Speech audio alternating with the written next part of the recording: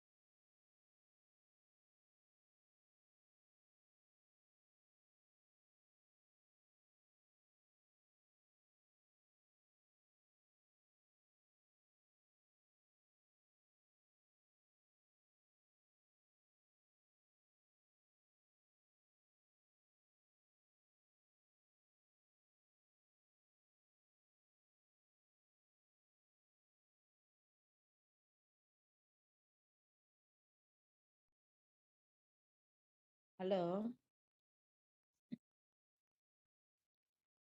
Hello আসসালামু আলাইকুম madam, শোনা যাচ্ছে? ওয়ালাইকুম আসসালামু আসসালাম। আলাইকুম এত কম ম্যাডাম। কেন? এত কম কেন? গত ক্লাসেও এরকম ছিল। বাকিরা কি করে? হুম, মেহেদীপ, ইয়েস ম্যাডাম। ওদেরকে জয়েন করতে বলো। বলো ঘুম বাকি অন্য কাজ রেখে ক্লাসে জয়েন করতে। Okay madam. নিপা তুমিও বলো। জি ম্যাডাম, বলছি। অ্যাবসেন্ট কারা কারা? এখনো জয়েন করেনি কারা কারা?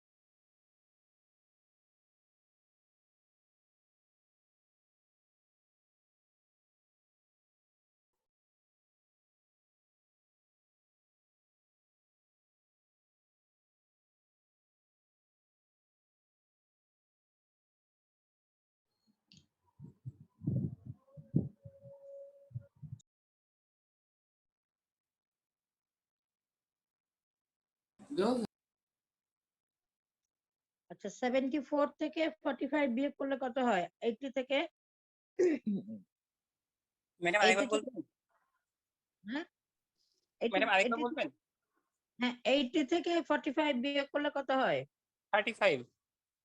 35 আরেকজন জয়েন করলো। এই 35 জনকে ডেকে আনতে হলো কেন ক্লাসে? যে কোনো একজন বলো উত্তর। ডেকে কেন আনতে হচ্ছে? পরীক্ষা টরীক্ষা দেওয়ার ইচ্ছা নাই? প্রফ দেওয়ার ইচ্ছা আছে না নাই? এই 35 জন একজন বলো প্রফ দেওয়ার ইচ্ছা আছে কি নাই? কোথায় উত্তর নাই কেন? সবাই কি প্রফ দিতে চাও?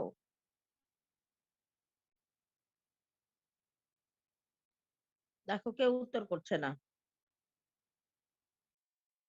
কি পরীক্ষা দিতে চাও কি চাও না?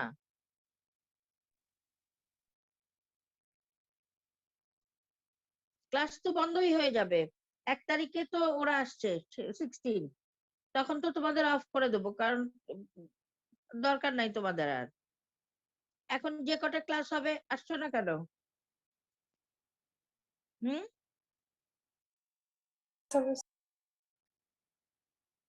বলো আসছো না কেন? পরে জয়েন করেছে কে? মেহেদি? পরে কে কে জয়েন করেছে? দু একজন নাম বলো। ওকে মেহেদি ম্যাডাম। বলো।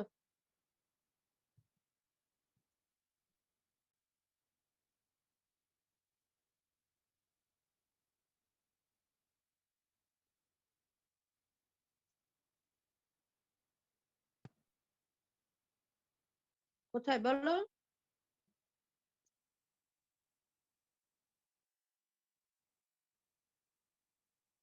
ম্যাডাম আসলে ওই সময় জয়েন করেছিল তো, মানে হঠাৎ করে বেড়ে গেছে তো ম্যাডাম, আসলে রেকগনাইজ করা যাচ্ছে না যে কে পরে জয়েন করেছে। তাই না? আমি আরেকজনও বলেছি তুমি খুব সেফলি তোমার ক্লাসকে ট্যাকেল করো। মানে সিআর হিসাবে অবশ্যই খুবই ভালো কথা, কিন্তু তাদের ভালোটাও দেখতে হবে। অতিরিক্ত প্রোটেকশন দিতে গেলে যেমন অনেক সময় বাচ্চারা নষ্ট হয়ে যায়, ওরকম দেখো এখন 92 আসছে তোমাদের। কতজন সাধারণত? 90 ম্যাডাম আমাদের 190 মোট স্টুডেন্ট তো 196 এর মতো প্রায়। 195 বা 6 যাই হোক। এখন তোমরা আসলে সবাই কি পরীক্ষা দিবে? আমি বুঝতে পারলাম না। পার্সেন্টেজ যাদের কম তারা কিভাবে কভার করবে? হুম, এখনো ক্লাসে আসছে না, বাড়তি ক্লাস হচ্ছে, যাদের পার্সেন্টেজ কম যেন কভার হয়ে যায়। ঠিক সেই আগের মতোই অবস্থা। একটা এক্সকিউজ তোমরা খাড়া করবে, সেটা হচ্ছে যে আমাদের নেটওয়ার্ক নাই। এটা একটা মানে একটা ধরে রাখছো যে এটা বললে পরে যদি মাফ হয়ে যায়, কিন্তু সবসময় তো হবে না আসলে। পরীক্ষা দেওয়ার ইচ্ছা থাকলে শুধু পার্সেন্টেজ দিয়ে না, পড়াশোনা হতে হবে। যেমন কে যেন একজন বলছিল যে আমাদের খুবই বার্ডেন হয়ে গেছে, পড়াশোনা কভার করতে পারছি না। তাহলে তো পারবে না তো, ক্লাসে রেগুলার অ্যাটেন্ড না করলে পারবে না। আচ্ছা আজকে কি পড়ানোর কথা ছিল বলো তো? ম্যাডাম আজকে আমাদের কার্ড 1 এর কোশ্চেন গুলো নিয়ে আলোচনা করার কথা ছিল, মানে আমি রিকোয়েস্ট করেছিলাম ম্যাডাম আপনাকে আচ্ছা লাস্ট ক্লাসে। তাহলে আমরা শুরু করি। জেনারেল ফিজিওলজি, এখন মলিকুলার ফিজিওলজি। সেখানে কি কোশ্চেন আসে? প্রথমেই যে কোশ্চেনটা এখানে আসে ডেফিনিশন অফ ফিজিওলজি, ওটা তো পারবেই। তারপরে ম্যাডাম ডেফিনেশন কি গাইডলাইন থেকে বলবো? হ্যাঁ গাইডলাইন থেকে কি বলো, কি আছে?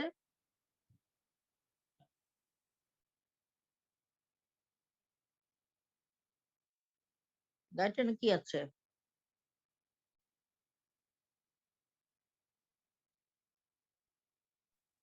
Physiology is the science that seeks to explain the physical and chemical mechanisms that are responsible for the origin, development, and progression of life.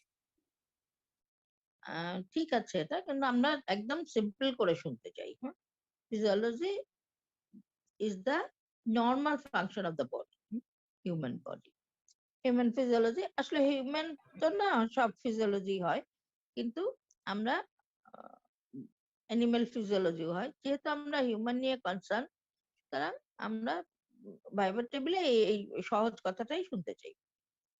R associated with ওই কথাটা লাগাতে পারো তুমি, অ্যাসোসিয়েটেড উইথ বায়োকেমিক্যাল অ্যান্ড আরেকটা কি শব্দ আছে, Physical. Physical and biochemical mechanism, যেটাই বলো। কিন্তু আমরা ওই একদম সিম্পল করে যেটা শুনতে চাই, যে নর্মাল ফাংশন, অ্যাবনর্মাল ফাংশন না। অ্যাবনর্মাল ফাংশন যখন হয়ে যায় তখন সেটা আবার প্যাথোলজি হয়ে যায়। তাহলে নর্মালি কি মেকানিজম আমাদের বডিতে হয়? প্রথমে physiology, normal function of the body, then কোনো ডিজিজ যদি আমাদের হয় বা কোনো সমস্যা যদি হয় তখন কি হয়? Pathology, that is abnormal function. আবার আমরা ওটাকে ট্রিটমেন্ট করে আবার নর্মাল ফিজিওলজিতে যতটা সম্ভব নিয়ে আসি। তাহলে এটাই হচ্ছে বেসিক জিনিস, আমাদের মেডিকেল সায়েন্সের বেসিক জিনিস। আমরা যারা ডাক্তার তারা কি করি? ওই প্যাথোলজিক্যাল কন্ডিশনটাকে আবার নর্মাল ফিজিওলজিক্যাল কন্ডিশনে আনতে হেল্প করি।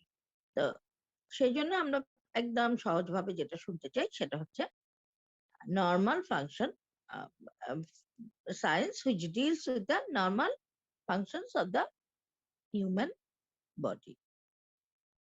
তারপরে আসো, এখান থেকে আরো যে জিনিসগুলো আসে, homeostasis.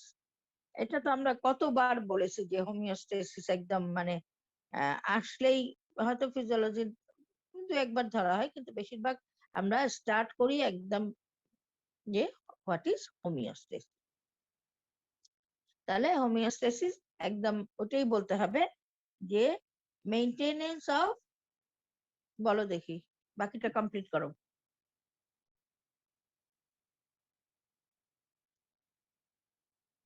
Nearly constant internal environment. হ্যাঁ, নিয়ারলি কথাটা বলতে হবে, এটাই জানার জন্য যে অনেকে বলে যে constant internal environment, maintenance of constant internal. তখনই জিজ্ঞেস করবে যে একদম কনস্ট্যান্ট থাকে আমাদের বডির সবকিছু, তার মানে nearly constant internal environment. Nearly কথাটা খেয়াল রাখতে হবে যে এই শব্দটা আমরা চাই। তারপরে কাকে বলে এই নিয়ারলি কনস্ট্যান্ট এনভায়রনমেন্ট, যেটা সেটার নাম কোন পোর্শন? না, এক্সট্রাসেলুলার ফ্লুইড কে আমরা বলছি। এটা এক্সট্রাসেলুলার ফ্লুইডের কম্পোজিশন কি কি থাকে, কেন এটাকে মিলিয়া ইন্টেরিয়র অথবা কি বলা হয়, কি বলা হয় এক্সটার্নাল এক্সট্রাসেলুলার ফ্লুইড কে? Milieu interior. আর Internal environment. Internal environment. কেন বলা হয়, কেন বলা হয় বলো?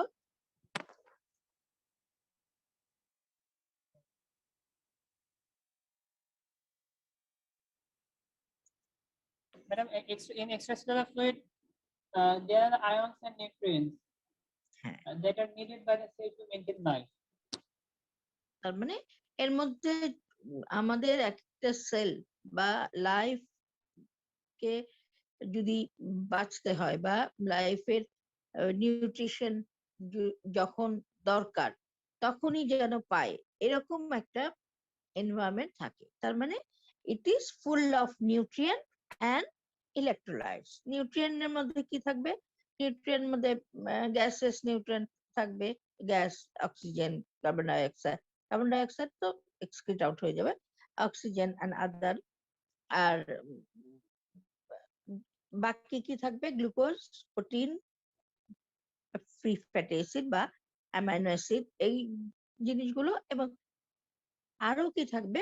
মাইক্রোনিউট্রিয়েন্ট, যে সোডিয়াম, পটাশিয়াম, সবকিছু এমন ভাবে থাকে যে it maintain the life or help to survive the cells. সুতরাং এই সেলস গুলো সার্ভাইভ করার জন্য একদম আইডিয়াল একটা সলিউশন, আইডিয়াল একটা এনভায়রনমেন্ট। এই জন্যই এটাকে ইন্টারনাল এনভায়রনমেন্ট বা আমাদের নিউট্রিয়েন্ট সাপ্লাই কম্পোনেন্ট আর কি অ্যাকচুয়ালি। এই হচ্ছে হোমিওস্টেসিস। তখন প্রত্যেকটা আয়নের কতটা করে এক্সট্রাসেলুলার ফ্লুইডের এটা এদের কম্পোজিশন অথবা এক্সট্রাসেলুলার ফ্লুইডের এদের লেভেল, স্পেশালি 4টা আমরা বলি, সেটা কি সোডিয়াম, পটাশিয়াম, ক্লোরাইড, বাইকার্বনেট।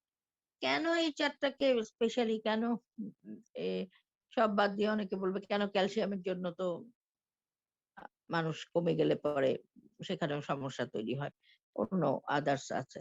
তাহলে কিন্তু আমরা এই 4টাকে নিয়ে কেন এত কনসার্ন? তুমি যখন ওয়ার্ডে যাবে তখনও দেখবে এই 4টাই আমরা পেশেন্ট আসে যখন আমরা এই 4টাই করতে দিচ্ছি। কেন এই 4টাকে নিয়েই আমরা এত বেশি কনসার্ন বলো দেখি?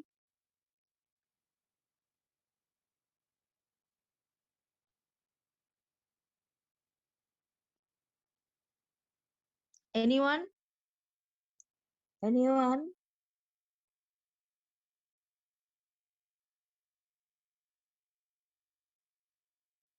নিউরোফিজিওলজির রেজাল্ট দেয়া হয়েছে? না ম্যাডাম। দেয়া হয়নি না? আচ্ছা, দিয়ে দিব আজকে। তাহলে বলো কেন? কেন? আরে উত্তর করে না কেন?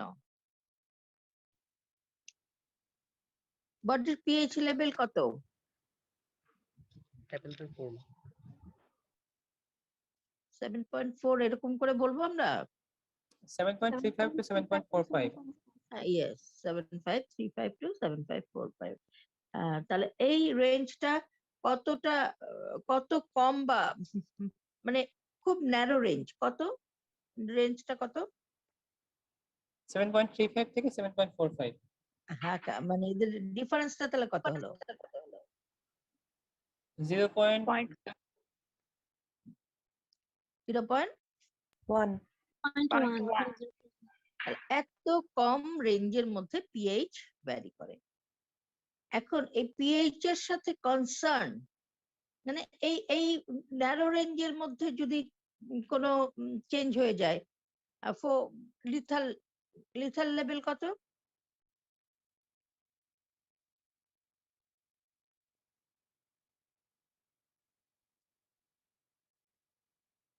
লিথাল লেভেল কত? এটার উপরে গেলেই, এটার উপর না, আরেকটু আরেকটু না, আরেকটু এদিক সেদিক, যাই হোক এই এত কমের মধ্যে মেনটেন করতে হয় পিএইচ কে। যদি না হয় তাহলে এই কি হয়, ডেথ। এই যে পিএইচ, এটার সাথে কোন আয়নস গুলো কনসার্ন?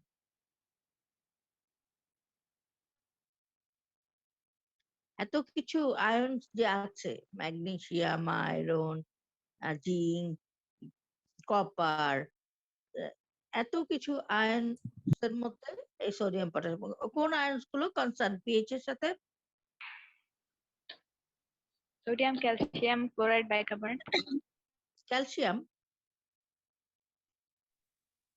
পটাশিয়াম পটাশিয়াম ম্যাডাম ভুল। Directly concern. হ্যাঁ, এই 3টা 4টা দেখো, chloride, actually bicarbonate, sodium, potassium, এই কটা যেহেতু ডিরেক্টলি কনসার্ন পিএইচ এর সাথে, সুতরাং এদের একটু এদিক সেদিক হলে পিএইচ কি হয়, হাইপো পটাশিয়াম যদি হয়ে যায় তখন পিএইচ কি হয়?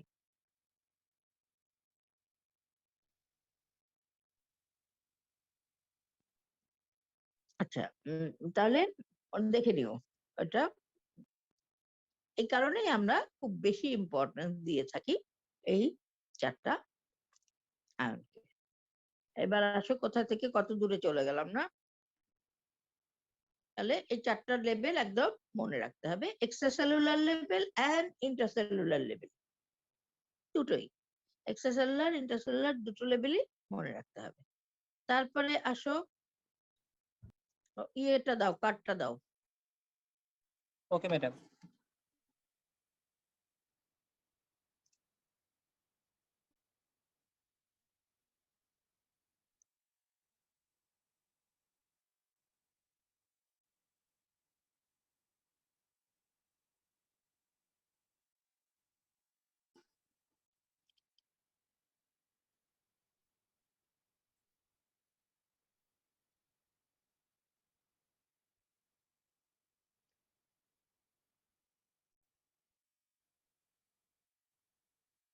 আচ্ছা, কার্ডটা তুমি প্রজেক্ট করতে করতে আমি আগাতে থাকি। হোমিওস্টেসিসের পরে আসবে হচ্ছে আমাদের, জি ম্যাডাম শেয়ার করেছি। হ্যাঁ, কন্ট্রোল সিস্টেম। কন্ট্রোল সিস্টেম কি এখন তো বুঝে গেছো, ফার্স্ট ইয়ারে পড়তে হলে তখন ফিডব্যাক মেকানিজম গুলো অসুবিধা হয়। তাহলে control system is major two control system, one is nervous system and another one is endocrine system. Endocrine সিস্টেমের মধ্যে আবার আসবে হচ্ছে অ্যাকচুয়ালি ফিডব্যাক মেকানিজম আরো আছে, এন্ডোক্রাইন ছাড়াও আছে, কিন্তু যেহেতু আমরা এক্সাম্পল দিতে গেলে মেজরিটি, অনেকে ব্লাডের কোয়াগুলেশনটাও দেয়, ইটস ওকে, কিন্তু মেজরিটি ফিডব্যাক কন্ট্রোল গুলো কোন সিস্টেমে হচ্ছে আমাদের? এন্ডোক্রাইন সিস্টেমে হচ্ছে মেজরিটি। আর তাছাড়াও আছে অনেক। তখন আমরা মেজরিটি যেহেতু ওই সিস্টেমে, ওখানকার কন্ট্রোলিং মেকানিজম গুলো বেশি জানতে চাই। একটা হচ্ছে যে পজিটিভ যদি বলো, পার্টুরেশন আসবে। তারপরে সবচেয়ে বেশি যেটা আমরা পছন্দ করি সেটা হচ্ছে কি বলতো?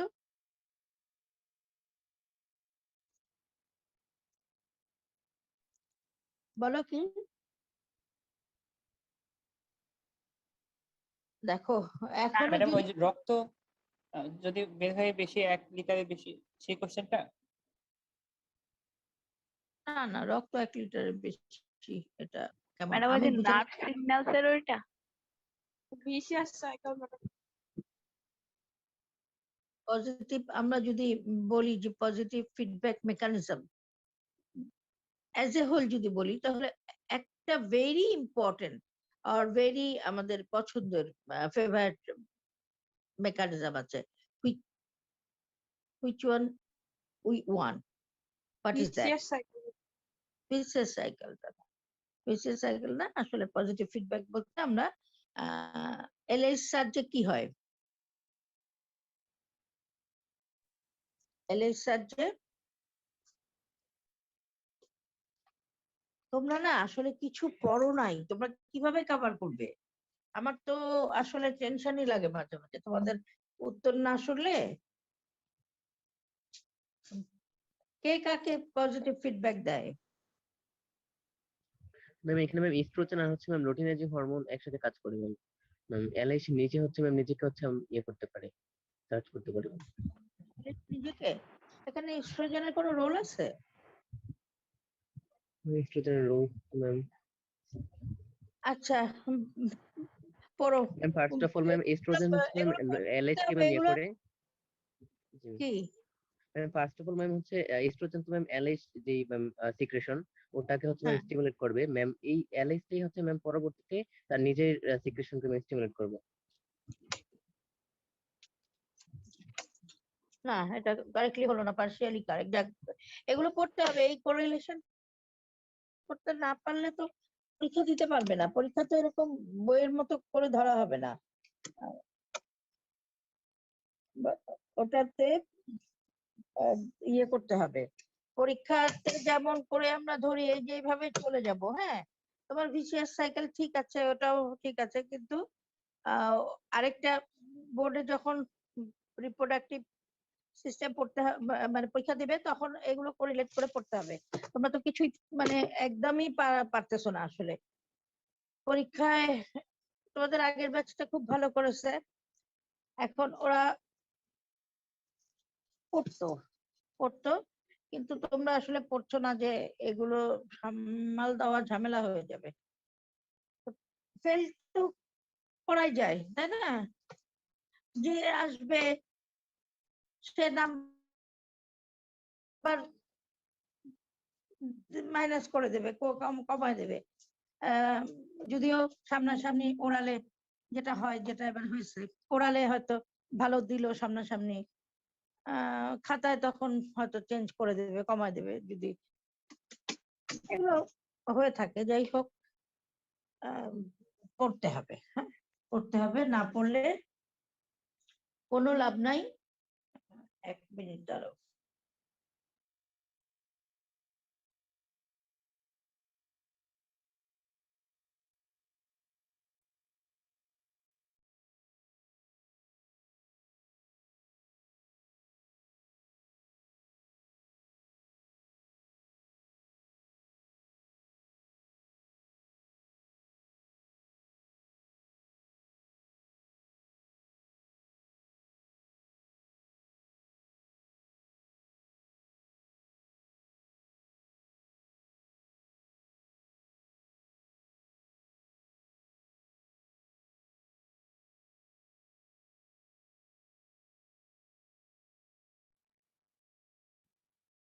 ম্যাডাম আমরা আপনার কথা শুনতে পাচ্ছি না। হ্যাঁ, মিউট করা ছিল। এখন তাহলে কোশ্চেন হিসাবে বললে আমার মনে হয় ভালো হয়। সেটা হচ্ছে, what are the controlling system of the body, আর name the controlling system of the body.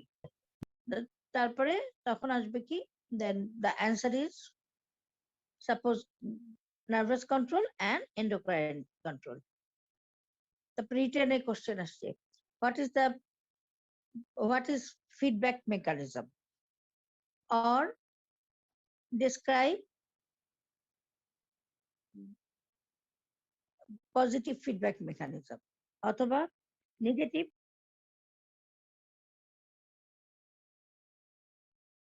Negative feedback mechanism. এইভাবে ফিডব্যাক মেকানিজম গুলো আসে। তারপরে আসো মেজর কন্ট্রোলিং সিস্টেম চলে গেল, sell. Each and every portion of the cell is very important. Define cell membrane. What are the structure of cell membrane, or name the structure of the cell membrane?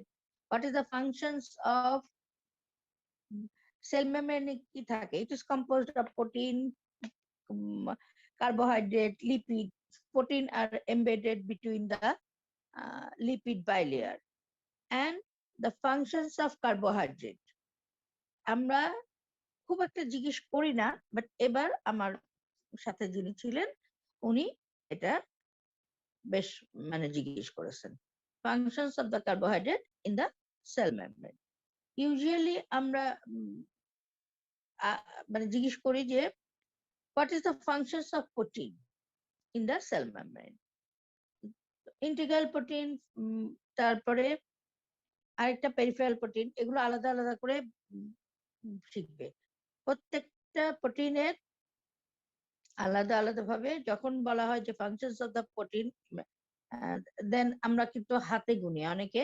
এবারই উনিও হাতে গুনেছেন, হাতে গুনে গুনে 6-7টা যেটা আছে এটা লেকচার ক্লাসে আমি দিয়ে দিয়েছি, কারণ গাইটানে নাই। এটা গাইটানে স্ক্যাটার্ডলি আছে, বাট গ্যাননে সিস্টেমেটিক্যালি আছে, এবং ওটাই আমরা দিয়ে থাকি। সুতরাং এই 6-7টা হাতে গুনে গুনে পড়তে হবে। দেন সেল মেমব্রেন গেল, অর্গানালিজ, অল দ্য অর্গানালিজ।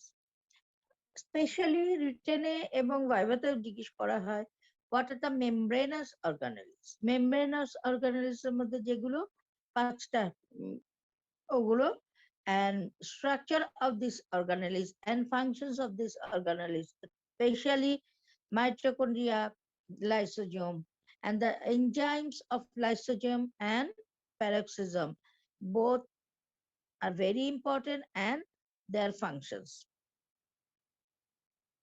তারপরে আসো ট্রান্সপোর্ট থ্রু দ্য মেমব্রেন। একটা হচ্ছে একদম ডিরেক্টলি পাস করে, আর আরেকটা হচ্ছে এনগালভ করে। তাহলে যেটা ডিরেক্টলি পাস করে সেটার মধ্যে কি কি আসবে? Active transport is very important and frequently we ask the questions. What is active transport or define active transport? Define active transport তো মানে খুবই common, written as well as viva. And ট্রান্সপোর্টে তুমি যখন অ্যাক্টিভ প্যাসিভ বলবে প্রত্যেকটার example, একদম প্রত্যেকটার example লিখে ফেলবে এখনই পড়ার সময় লিখে ফেলবে। Active transport, osmosis, diffusion, facilitated diffusion, প্রত্যেকটা একটা করে হেডিং লিখবে, আর সাথে এক্সাম্পল, ক্লাসিফিকেশন এন্ড এক্সাম্পল যেখানে হচ্ছে, জিআইটি তে কি হচ্ছে, কাউন্টার ট্রান্সপোর্ট, কো ট্রান্সপোর্ট, এগুলো প্রত্যেকটা জায়গায় কোথায় কিডনিতে কোনটা হচ্ছে, জিআইটি তে কোথায় হচ্ছে, এটা একদম এখনই লিখে ফেলবে। ক্লিয়ার জিনিসটা? Yes, madam. Then endocytosis and exocytosis draw করে শিখবে। শর্ট নোটে আসে, আমরা জিজ্ঞেস করি, তারপরে যখন শর্ট নোটে আসে বা হোয়াট ইজ এন্ডোসাইটোসিস এক্সপ্লেইন অথবা ব্রিফলি ডেসক্রাইব এন্ডোসাইটোসিস বা এক্সোসাইটোসিস, তখন কোথায় হচ্ছে এবং ড্র করবে যে কিভাবে এন্ডোসাইটোসিসটা সেল মেমব্রেনে অ্যাটাচ হবে, তারপরে সেটা একটা মেমব্রেন বাউন্ড স্ট্রাকচার তৈরি করবে এবং এনগালভ হয়ে যাবে। পুরো মেকানিজমটা একে শিখতে হবে। ইন্টারসেলুলার কমিউনিকেশন মোটামুটি পড়বে, যাই হোক এটা তো তোমরা অলরেডি ইয়েতে কিন্তু ভালো করে পড়া হয় অ্যানাটমিতে। আচ্ছা, membrane potential, what is resting membrane potential, what is active transport, কি বলা হয়, ডিপোলারাইজেশন, রিপোলারাইজেশন, এই প্রত্যেকটা টার্ম ডেফিনেশন পড়তে হবে। তারপরে আসো মেমব্রেন ট্রান্সপোর্টের মধ্যে যেটা সরি মেমব্রেন পটেনশিয়ালের মধ্যে যেটা, সেটা হচ্ছে draw and label action potential of skeletal muscle, cardiac muscle and smooth muscle. তিনটা মাসেলের যেটা অ্যাকশন পটেনশিয়াল যেটা, সেটা ডিফারেন্সটা, specially cardiac muscle and skeletal muscle. প্ল্যাটুর কথা স্পেশাল ভাবে জিজ্ঞেস করি আমরা, plateau, what is the cause of plateau, what ion are responsible for plateau, and what is the importance of plateau in the cardiac muscle, এটা তাহলে এটা দেখবে তিনটা ডিফারেন্স আমার মাসেলের যে লেকচারটা আছে ওটাতে আছে। হ্যাঁ, ভালো করে একদম আলাদা আলাদা করে একে দেওয়া। তারপরে আসো অ্যাকশন পটেনশিয়াল প্রপাগেশন, এটা কিভাবে প্রপাগেট করে। Neuromuscular junction, very important. What is neuromuscular junction? What is the feature of presynaptic membrane in the neuromuscular junction? What are the important structure in the presynaptic membrane? And these are the mitochondria and vesicles containing neurotransmitters. And the structure টা খুব ভালো করে আঁকবে। তারপরে আসো muscle contraction and impulse transmission, এটা যেটা দুটো কিন্তু আলাদা, একটা হচ্ছে মাসেল কন্ট্রাকশন তুমি যেটা অ্যাক্টিন মায়োসিন ওগুলো কিভাবে ওভারল্যাপিং হলো, কোনটা কার সাথে অ্যাটাচমেন্ট হলো এটা। আর ট্রান্সমিশন যদি শুধু আসে তাহলে তুমি অত মাসেল কন্ট্রাকশনের ডিটেলস না বললেও হবে। তোমার তখন কি বলতে হবে, impulse in the nerve fibre, it propagate, then আসো নিউরোমাস্কুলার জাংশনে আসলো, রিলিজ কিভাবে হলো। এই জায়গাটায় যখন আমরা নিউরোমাস্কুলার জাংশনের ইম্পালস জেনারেশন বা ইম্পালস ট্রান্সমিশন বলি, in that case release of neurotransmitter and all the structure in the presynaptic membrane and postsynaptic membrane is very important. In that cases release due to calcium attachment in the uh, vesicles, very important। এটা জিজ্ঞেস করা হয় কিভাবে fusion হয়, how the release occur, and the neurotransmitter receptor it binds with the neurotransmitter, এই প্রত্যেকটা কথা আমরা চাই। তারপর এবার আসো ব্লাড। ব্লাডের definition, what is blood? Cells of the blood or what are the component of blood যখন বলা হয় তখন সলিড, লিকুইড এইভাবে আসবে। In that case RBC, WBC and platelet এইভাবে বললে ঠিক আছে, কিন্তু আমরা যেটা শুনতে চাই ইরাইথ্রোসাইট, লিউকোসাইট অ্যান্ড থ্রোম্বোসাইট। এবার সবচেয়ে মানে অবাক কাণ্ড, অনেক স্টুডেন্ট থ্রোম্বোসাইটটা প্লেটলেটই বলছে। উনি জানতে চাচ্ছিল যে আরবিসি, ইরাইথ্রোসাইট, লিউকোসাইট আর আরেকটা নাম কি থ্রোম্বোসাইট, কিন্তু প্লেটলেটে বলছিল। সুতরাং এই তিনটা নাম তিন ভাবে যে বলা যায় এটা মনে রাখতে হবে। দেন প্লাজমা প্রোটিন। প্লাজমা প্রোটিনের অরিজিন, তারপরে ভ্যালু, এগুলো সব ঠিকই পারো, কিন্তু যখন আমরা মেনশন ভাইবার টেবিলে তো আসলে অতগুলো ফাংশন আমরা চাই না, when the mention single function of plasma, each plasma protein, in that case what happen, albumin is okay, exact colloidal osmotic pressure. Globulin, what happened in globulin, all the other function except antibody you mentioned, যেটা আমরা চাচ্ছি সেটা বাদ দিয়ে বাকিগুলো সব বলছো, কিন্তু আমরা কি চাচ্ছি একটা ভেরি ইম্পর্টেন্ট, কোশ্চেনটাই ছিল one very important for each plasma protein. In that case globulin is factory of antibody production. এটা তাহলে ভেরি ভেরি ইম্পর্টেন্ট। এখন তো দেখছো অ্যান্টিবডি নিয়ে আগে জেনারেল মানুষরাও জানতো না, কিন্তু এখন সবাই এই করোনা আসার পর কি সবাই অ্যান্টিবডি সম্বন্ধে জেনে গেছে, ইন্টারনেটে পড়ে টড়ে ভ্যাকসিন পড়ে সব, মানে ডাক্তার চেয়েও বেশি জেনে গেছে। এখন এই যে অ্যান্টিবডি প্রোডাকশন ডাব্লিউবিসি করে, which is very important, সবাই টের পাচ্ছে এখন যে এই অ্যান্টিবডি প্রোডাকশনটা কত বেশি ইম্পর্টেন্ট আমাদের বডির জন্য। সেই জন্য single base answer of function of plasma, function of globulin is production of antibody and others to coagulation, ঠিক আছে, ওইটার কোনো সমস্যা নেই। এবার আসো আরবিসি, ইরাইথ্রোপয়েসিস। উত্তর করো, হোয়াট ইজ ইরাইথ্রোপয়েসিস? ডিফাইন ইরাইথ্রোপয়েসিস।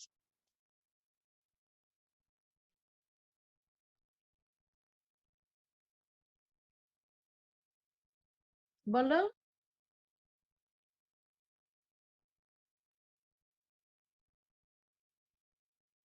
দেখো আইরিন বলো।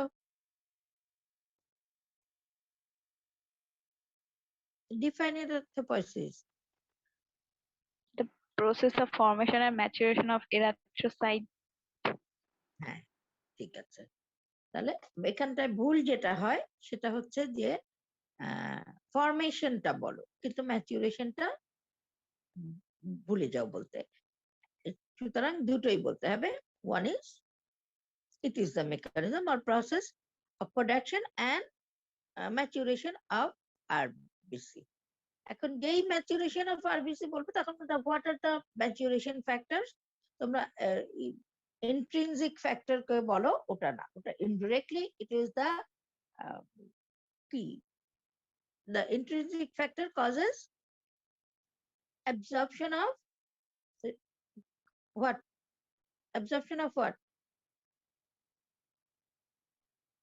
Vitamin B12 vitamin B12. So it causes absorption of vitamin B12, but maturation factors of RBC is vitamin B12 as well as folic acid. এই দুটো হচ্ছে ম্যাচুরেশন ফ্যাক্টরস অফ আরবিসি। সুতরাং কি বলতে হবে, যে এটা এই দুটোর নাম বলতে হবে। কেন কি প্রবলেম হয়, এটা যারা সব কোশ্চেন গুলো পারবে তাদেরকে জিজ্ঞেস করা হয় সবাইকে না, যে ডিএনএ সিনথেসিস যেটা হয় সেটা এটা। আর তারপরে আসো ফাংশনস, ইরিথ্রোপয়েসিসের স্টেজ গুলো জিজ্ঞেস করি আমরা, যে in which stage hemoglobin start to appear, তাহলে হিমোগ্লোবিন স্টার্ট টু অ্যাপিয়ার কোন স্টেজে বলো?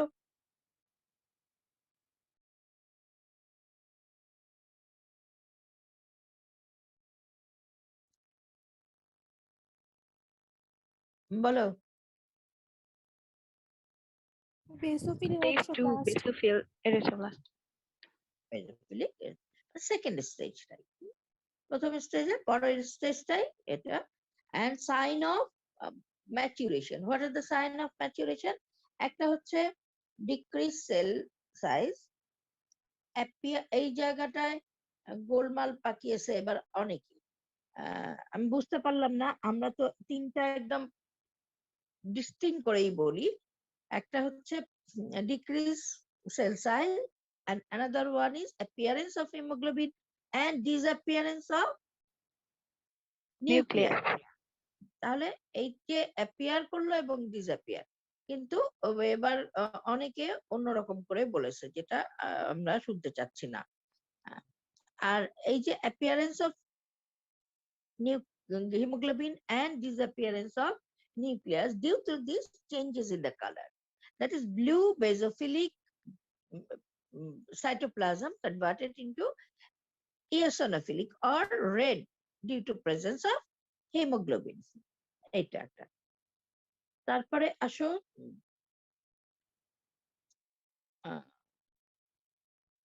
হিমোগ্লোবিন, হিমোগ্লোবিনের পার্সেন্টেজ কোনটা কত পার্সেন্ট, অ্যালবুমিন কতটুকু, গ্লোবিউলিন এটা ঠিকই আছে, কোনো সমস্যা নাই। হিমোগ্লোবিনের আরেকটা কোশ্চেন হয়, এমনি তো সিনথেসিস যেমন গাইটনে আছে ওটা তো হবেই, কিন্তু হোয়াট আর দ্য র ম্যাটেরিয়ালস ফর হিমোগ্লোবিন সিনথেসিস, এটা যখন বলি তখন ঠিক গাইটনের কথাটা বলো। হ্যাঁ, সাকসেনাইল কোয়ে ওটা ওটা হবে না, ওটা তো বডিতে তৈরি হচ্ছে। র materials that we have to supply for hemoglobin synthesis, and these are the for heme portion and for globulin portion. Heme portion iron and globulin portion albumin, বা protein, first class protein or protein of high biological value. এই দুটো হচ্ছে major component, and then others কি হবে, vitamins and micronutrients যেগুলো, এগুলো। তাহলে এগুলো আমরা কি করব, পেশেন্ট ম্যাডাম আর একবার বলবেন? এটা হচ্ছে র materials for haemoglobin synthesis or raw material for hemoglobin synthesis আসলে। তাহলে এটা কি, আমরা এই র ম্যাটেরিয়ালস গুলোকে কি করব, পেশেন্টকে খেতে বলবো। যখন তুমি এনিমিয়া দেখবে, তখন একটা পেশেন্ট আসছে এনিমিক, ভেরি ভেরি এনিমিক, তার অন্য এনিমিয়ার জন্য তার কমপ্লেইন আছে। এখন যখন সে আসলো, তখন তুমি কি করবে তাকে, তুমি তাকে কি খেতে বলবে? এনিমিয়া বাড়াতে, মানে এনিমিয়া কারেকশনের জন্য তুমি কি খেতে বলবে তাকে? কমন সেন্স বলো। র ম্যাটেরিয়ালস অফ হিমোগ্লোবিন সিনথেসিস। হ্যাঁ, তো এটা পেশেন্টকে বলবে, কি নাম কি কি বলবে, এটা আমি তুমি জানবো, কিন্তু পেশেন্টকে কি খেতে বলবে? এটা কমন সেন্স। কি বলা হয়? আয়রন খাবেন, শাকসবজি খাবেন, কচু যেগুলো আয়রন কন্টেনিং ফুড, তারপরে ফার্স্ট ক্লাস প্রোটিন যেগুলো অ্যানিমেল সোর্স প্রোটিন। তাহলে র ম্যাটেরিয়ালস ফর হিমোগ্লোবিন সিনথেসিস এই জিনিসগুলো which we have to take for synthesis of hemoglobin, and these are number 1 for heme synthesis and number 2 for globin synthesis. তাহলে এই globin synthesis বা হিম সিনথেসিসের জন্য কি আয়রন, এন্ড গ্লোবিন সিনথেসিসের জন্য কি হচ্ছে আমাদের প্রোটিন। আমাদের হিমোগ্লোবিন ভেঙে কি হয় বলো দেখি। হিম এবং গ্লোবিন, হিম হচ্ছে আয়রন পোর্শন আর গ্লোবিন হচ্ছে প্রোটিন পোর্শন। তারপরে যদি এটা হেম পোর্শনটা ভেঙে যায় তখন কি বেরোবে? ফেরিটিন হবে। হুম, ফেরিটিন ম্যাম, আর বিলিফার্টিন। বিলিফার্টিন আর ফেরিটিন। আচ্ছা, ফেরিটিন বা আমরা আয়রন বলছি, ঠিক আছে, একই কথা। আর গ্লোবিন পোর্শনে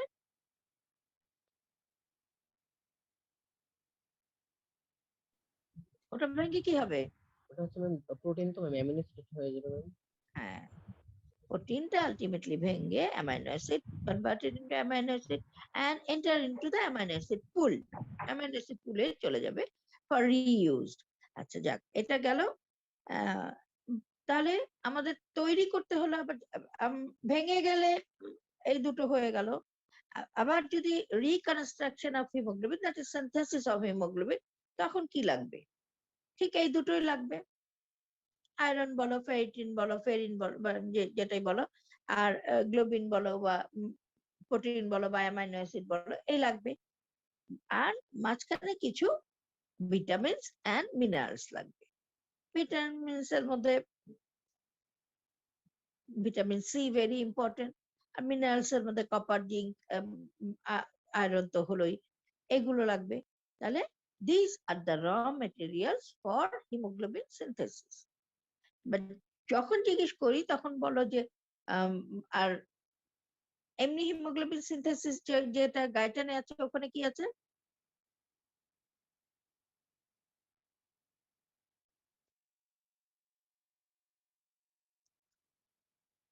বলো।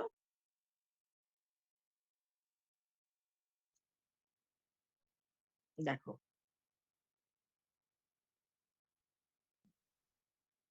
বলো একজন, গাইটানে কি আছে হিমোগ্লোবিন সিনথেসিসের?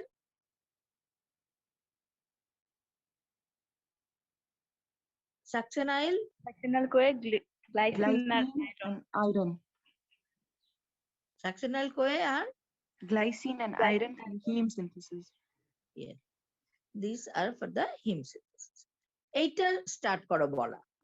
এটা বলা না, এটা হচ্ছে যখন আমাদের বডিতে তৈরি হচ্ছে এই সাকসেনাইল কোয়ে বা গ্লাইসিন, যেগুলো তৈরি হওয়ার জন্য, গ্লাইসিন কি? Amino acid. ইয়েস, এই অ্যামাইনো অ্যাসিড থেকে কোথা থেকে আসবে? This are from the exogenous source.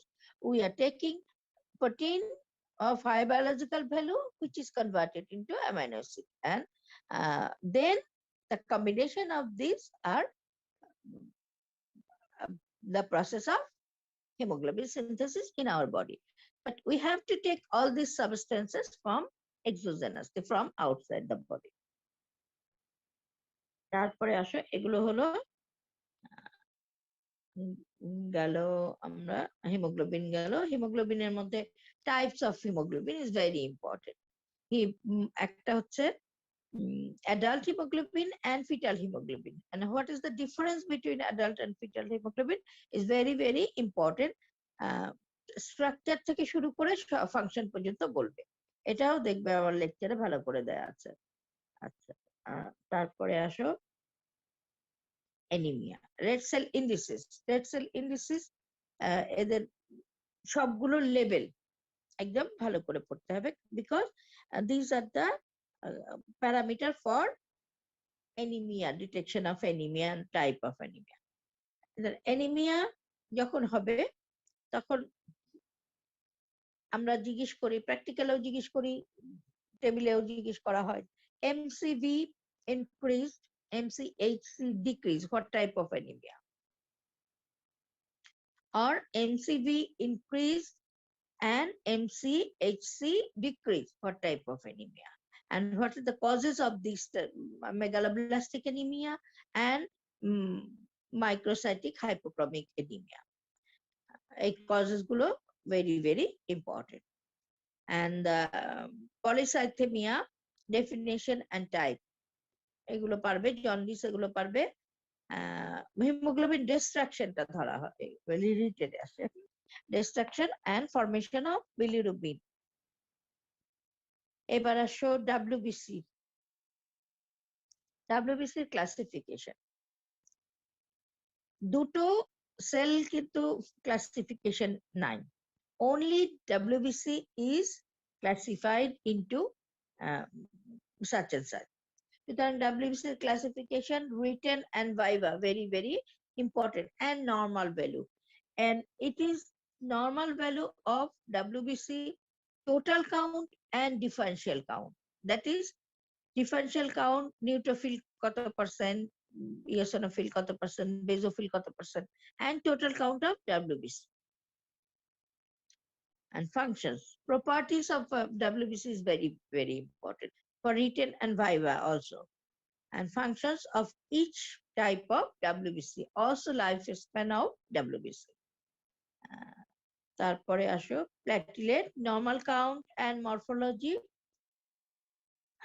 মরফোলজির মধ্যে যেটা very very important, the morphology of RBC, actually morphology of RBC, size, shape, and very important question is what is the benefit of biconcave shape of RBC? বলো দেখি।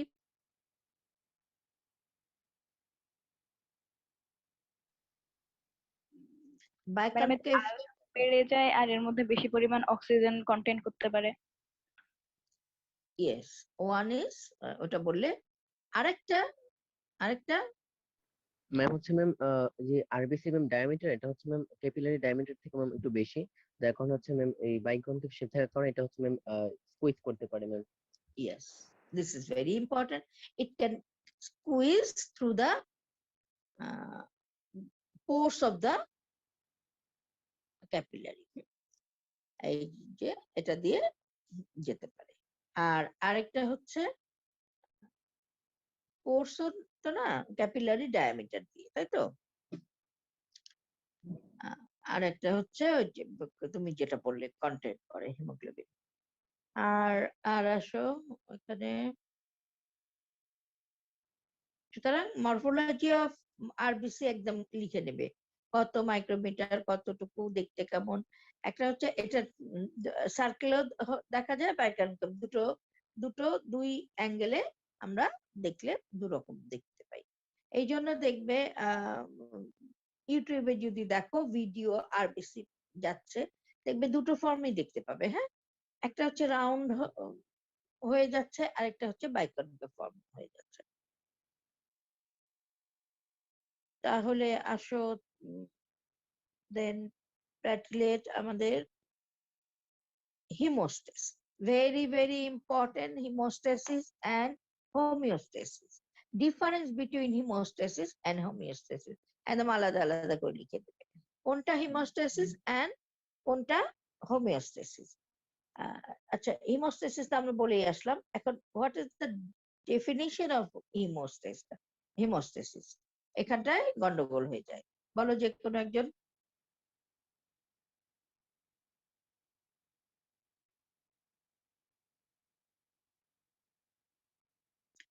What is the difference? What is the definition of hemostasis? Anyone?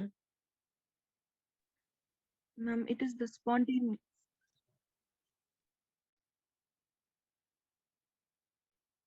Small বা minor, small এর কিন্তু ডায়ামিটারও আমরা ইয়ে করি, সাধারণত minor গুলো ডায়ামিটার আমরা মানে ওইভাবে কাউন্ট করি না। তাহলে একদম ছোট যেগুলো আমাদের স্কিনে জাস্ট আন্ডার দ্য স্কিন থাকে। আন্ডার দ্য স্কিন থাকলে ওরা হয় কি আমাদের কন্টিনিউয়াস মুভমেন্টের জন্য, এটা কোথায় বলেছিলাম গত ক্লাসে, কন্টিনিউয়াস আমাদের যে মুভমেন্ট, এই মুভমেন্টের জন্য this small or minor vessels আর রাপচারিং কন্টিনিউয়াসলি।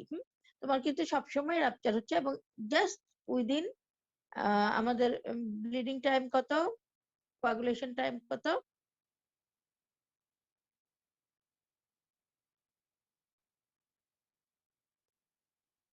কত 1 to 4 4, 1 to 4 কি আওয়ার? মিনিট 4 কে বললে 4? 0 দিয়ে দেওয়া হবে, কারেক্টলি বলো।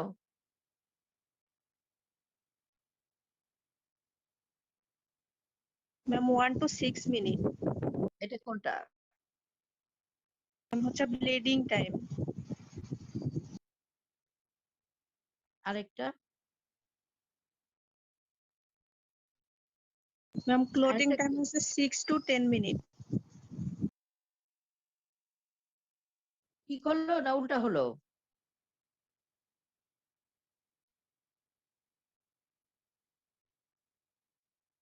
আচ্ছা, যাই হোক, এই যে এই সময়ের মধ্যে আবার কি হচ্ছে, এগুলো আমাদের উম, যে র্যাপচার হয়ে যাচ্ছে সেগুলো আবার কোয়াগুলেশন হয়ে ঠিক হয়ে যাচ্ছে। যদি এই জিনিসটা হ্যাম্পার হয় তখন দেখা যায় যে অনেক ডিজিজে হয়, তখন দেখা যায় যে পুরো স্কিনের নিচে ব্লিডিং হয়ে অনেক সময় বেশি হলে পেশেন্ট মারাও যায়।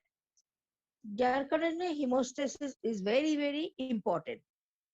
Haemostasis is very very important for. আচ্ছা, এইখানে আরেকটা কোশ্চেন আসছে, যেটা হচ্ছে coagulation. What is coagulation and what is hemostasis? দুটোর মধ্যে what is the difference between coagulation and hemostasis, এটা বলো।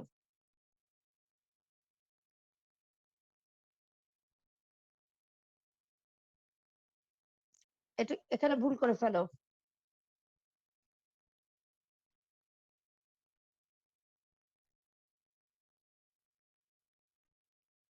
What is the difference between coagulation and hemostasis?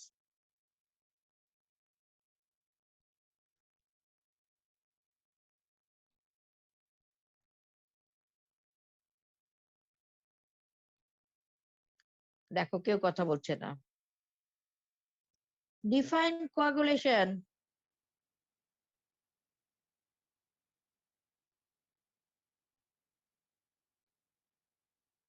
Define coagulation.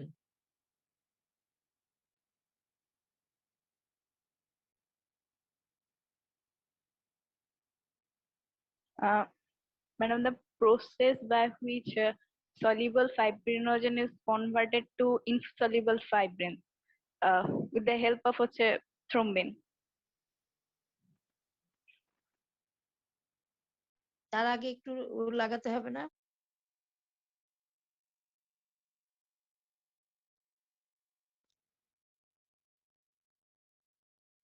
তার আগে একটু কথা আছে। It is the process by which blood losses is, continue করো।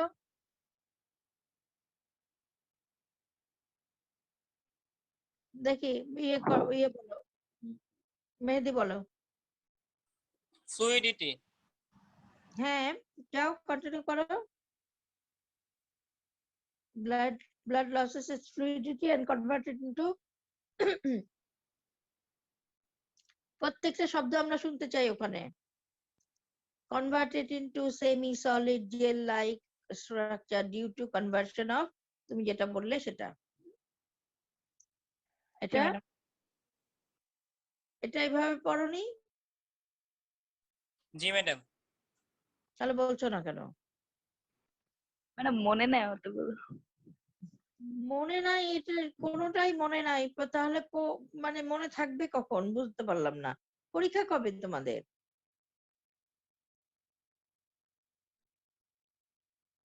পরীক্ষা কবে জানো? ম্যাডাম 5 তারিখ থেকে কার্ড ভাইভা। হ্যাঁ, তো পড়ছো না কেন? এই পরীক্ষার কথা আমি জিজ্ঞেস করিনি, যদিও প্রফের কথাই জিজ্ঞেস করেছি। উম, সেটা জানা নাই, কিন্তু প্রবাবলি ধরে ধরে না হচ্ছে নভেম্বরে হতে পারে। হ্যাঁ, তা এখন এটা কি মাস, কভার করাটা খুব টাফ কিন্তু। হ্যাঁ, যাক পড়তে হবে, পড়লে আবার সহজ। আহ, তাহলে আমরা কোথায় ছিলাম? হেমোস্টেসিস এন্ড কোয়াগুলেশন, এই দুটার মধ্যে ডিফারেন্স। কোয়াগুলেশনের স্টেপ গুলো আসে, কোয়াগুলেশনের স্টেপ আসে, হেমোস্টেসিসের স্টেপও আসে। তাহলে হিমোস্ট্যাসিসের স্টেপ হলে কি কি আছে বলো? হিমোস্ট্যাসিসের স্টেপ, স্টেজ, আসলে স্টেজ বলো স্টেপ বলো একই কথা।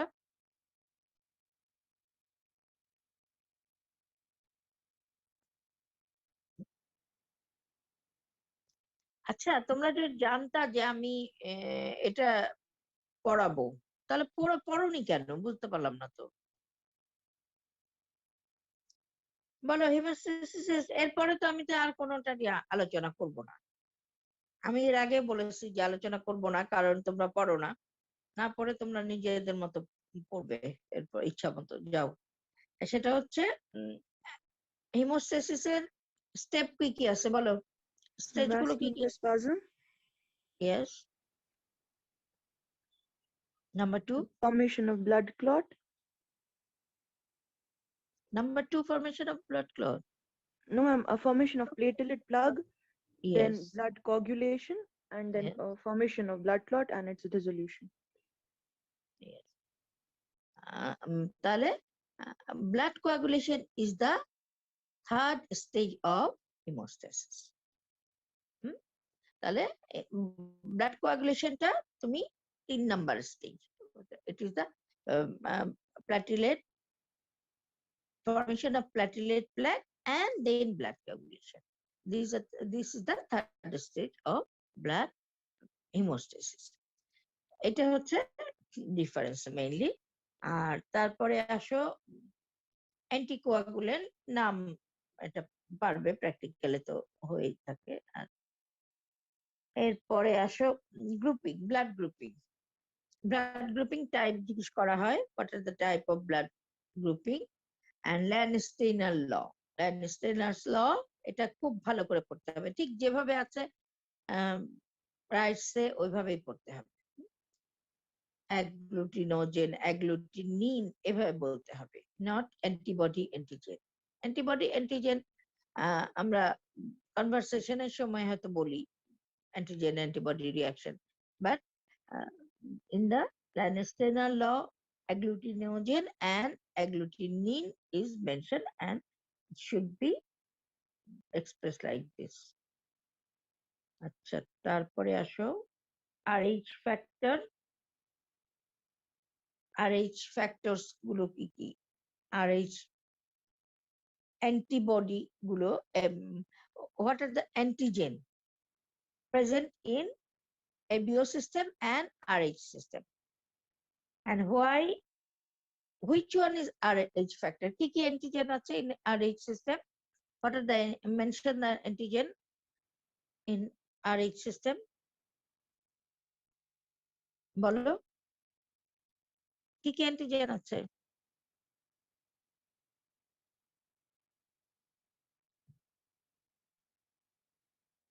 And which one is RH factor?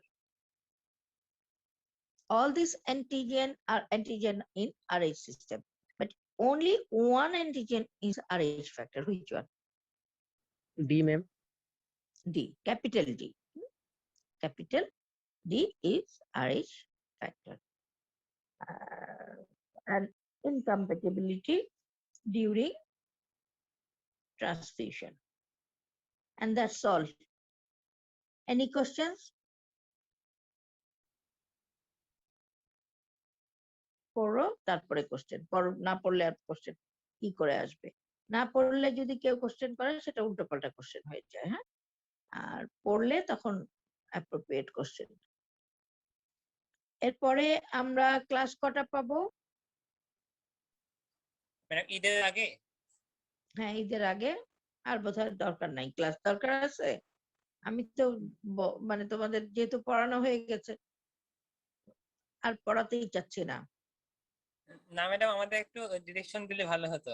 Direction 18 দিলে তারিখে আপনারা তো পড়েন না, আপনারা তো পড়েন না বাবারা। হ্যাঁ, আমি খালি একা একা কিভাবে ডিরেকশন দিব বলো?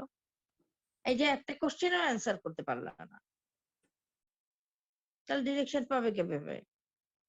পড়ে আসতে হবে, ডিরেকশন চাইলে পড়ে আসতে হবে, যেন এই যে আমি বলছি এটার পরে এটা বলো, এটার পরে ফিল ইন দ্য ব্ল্যাঙ্ক এর মতো। হ্যাঁ, বাচ্চাদের যেমন পড়া। আচ্ছা বলো তো বাবু, দিস ইজ পেন, লিখে দেখায় পেন, তো ওই রকম করে বলতে হবে।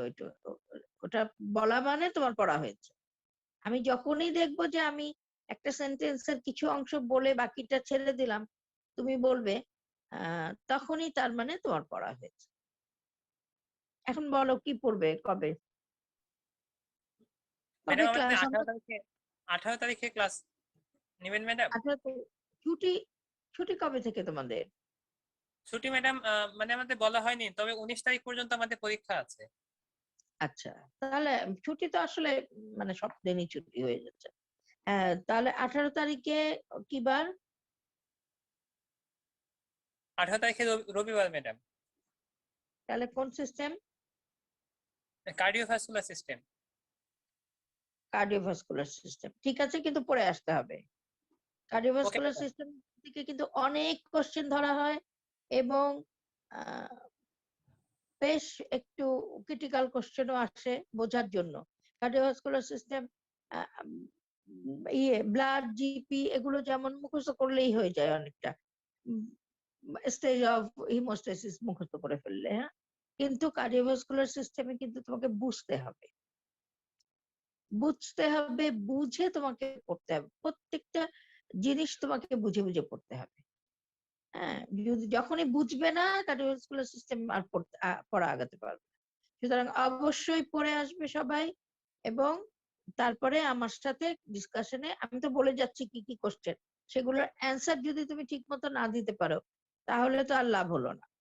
তো আমি তো সবগুলো অ্যান্সার এখন সম্ভব না বলা, এত বড় একটা কার্ডের সব অ্যান্সার আমি বলে দিচ্ছি, এটা সম্ভব না। অর্ধেকটা বলছি, বাকিটা দেখছি তুমি পারো কিনা। তো কার্ডিওভাস্কুলার সিস্টেম ওরকম, রোববারে ইনশাআল্লাহ। তাহলে আজকে এখানেই শেষ। ভালো থাকো, সুস্থ থাকো। যেহেতু করোনা খুব মানে খারাপ অবস্থা, সুতরাং সবাই সেফ থাকো, বাইরে যাওয়ার দরকারই নাই। যদি কোনো কারণে যাও, মাস্ক অবশ্যই, সুতরাং সুস্থ না যাওয়াই বেটার, বাইরে না যাওয়াই। তোমাদের তো আর বাইরে যাওয়ার অত দরকার নাই, বাইরে না যাওয়া। কারো যদি ইমার্জেন্সি দরকার হয় তখন সেটা ওইভাবে যাবে প্রোটেকশন নিয়ে। দেখা হবে ইনশাআল্লাহ নেক্সট ক্লাসে। খোদা হাফেজ। আসসালামু আলাইকুম ম্যাডাম।